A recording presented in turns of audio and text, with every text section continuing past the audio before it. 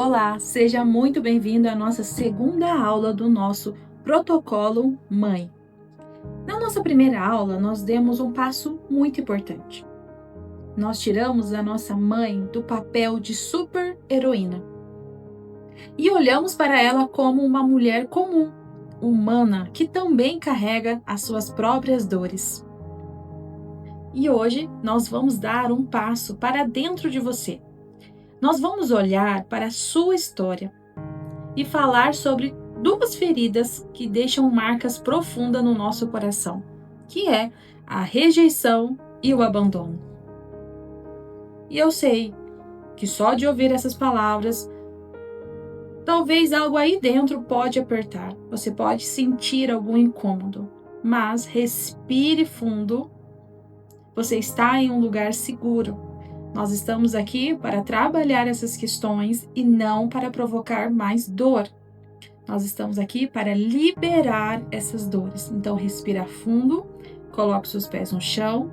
Se você estiver fazendo alguma coisa que precisa da sua atenção, tá tudo bem, mas ouça com atenção esse áudio, que vai ser transformador na sua vida e no seu processo de cura. Então, vamos compreender a ferida da criança. Porque a visão de mundo que nós adultos temos é totalmente diferente de uma criança. Todos nós aqui já fomos uma criança e a forma que a gente enxergava o mundo era totalmente diferente. Então, muitas vezes, na infância, a gente não entende o mundo dos adultos. A criança, ela começa a se culpar. Ela se culpa porque a mãe está triste, porque a mãe trabalha demais. Até mesmo quando acontecem separações. Quando existe a separação, a criança ela acha que a culpa é dela. Não, é minha culpa, é o meu problema. Se não fosse eu, meu pai e minha mãe estariam juntos. Por isso é tão importante quando você, se por acaso você passou pelo processo de separação, você sempre reforçar para os seus filhos que eles são amados, que eles são queridos e que o motivo da separação não tem nada a ver com eles. Mesmo que seja óbvio para nós adultos, para uma criança isso não é tão perceptível assim. Então, a gente sempre que lembrar a criança que ela não é culpada de algo que está acontecendo dentro da sua casa. Então, talvez você tenha crescido com a sensação de que era um peso, um fardo. Ou talvez você tenha ouvido palavras duras da sua mãe que fizeram você acreditar que não era desejado ou que não tinha valor. E essa dor da rejeição faz com que a gente passe o resto da vida tentando ser perfeito. E por que a gente faz isso?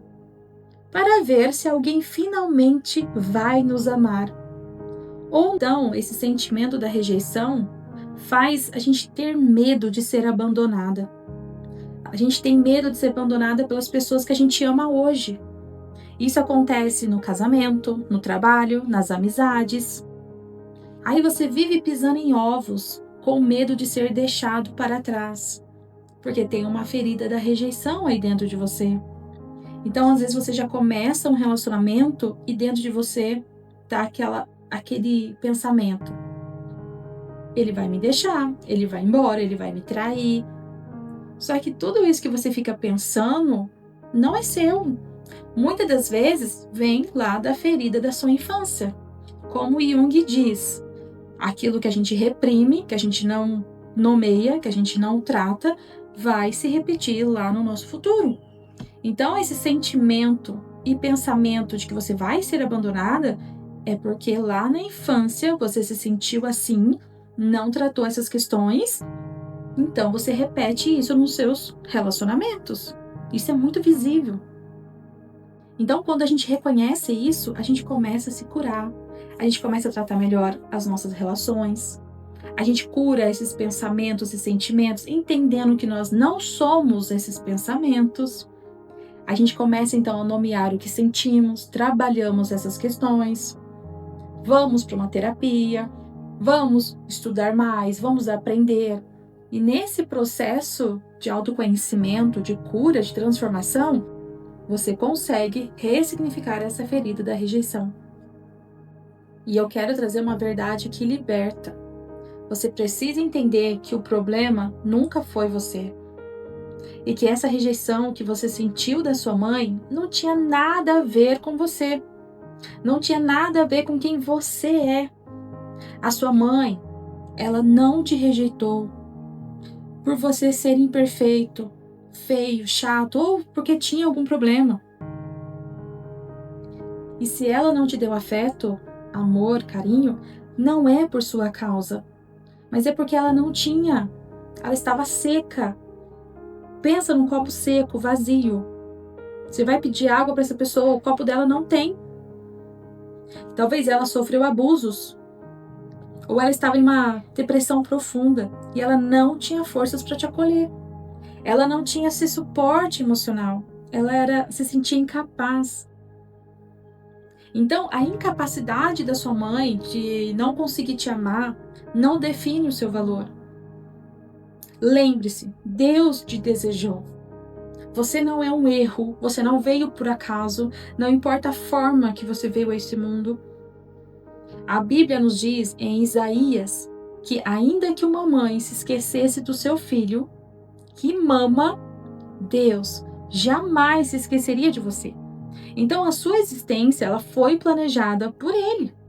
Você é precioso, você é amado e você tem o direito de estar aqui neste mundo. A vida, ela é para você. Você não veio por um acaso. Então, nós precisamos ter esse olhar, fazer esse movimento que é interno, de dentro para fora, para que a gente possa curar essas feridas de rejeições, para que ela não se reproduza nas nossas relações. Então, nesse momento, eu quero que você faça uma pausa e imagine aquela criança que você foi. Imagine como você era quando você tinha 5, 6 ou 7 anos de idade. Olhe para essa criança que chorou no quarto sozinha, que se sentiu excluída, que queria um abraço e não teve. Olhe para ela agora com os olhos de hoje. E o que você diria para ela?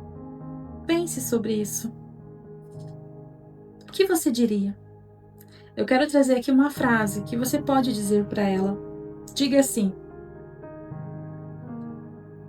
você é importante. Eu estou aqui com você. Você não está mais sozinha. Eu vou cuidar de você. Porque eu vejo você. E ao fazer isso, você vai deixar de ser a vítima do passado e assumir a responsabilidade de ser o adulto que cuida da sua própria história. Lembre-se, você não precisa mais passar a vida esperando que a sua mãe mude para você ser feliz. Você pode se dar o amor e a validação que faltaram lá na sua infância. Porque nós não temos que ficar esperando a mãe, o pai mudar. Porque essa é uma espera que não faz sentido. Nós somos responsáveis pela nossa vida agora. Então, se você precisar, lembre-se da sua criança interior. Olhe para ela com seus olhos agora e sempre fale com ela, abrace. Quando você faz esse movimento, você começa a curar a sua criança interior. Isso faz toda a diferença na nossa vida. Tá bom? E para encerrar essa aula, eu quero trazer um exercício prático. Hoje, então, quando você for tomar o seu banho, ou quando estiver em um momento totalmente seu, eu quero que você feche os seus olhos e abrace a si mesmo. Sinta você se acolhendo e diga em voz alta: eu me aceito, eu me acolho, eu pertenço. O que a minha mãe não pôde me dar, eu entrego para Deus. Mas a partir de hoje, eu escolho me dar amor, carinho e atenção. Ok? Faça esse exercício quando você estiver sozinha. Se você sentir vontade de chorar, você chora. Se você sentir vontade de pular, de cantar, de fazer algum outro movimento, tá tudo bem, é o seu momento. Mas lembre-se que é um momento para você fazer sem peso, sem angústia.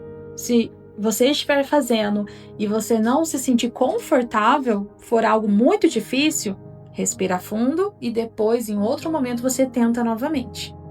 Ok? Tudo aqui é para fazer com leveza, com tranquilidade, é um processo de cura, de transformação.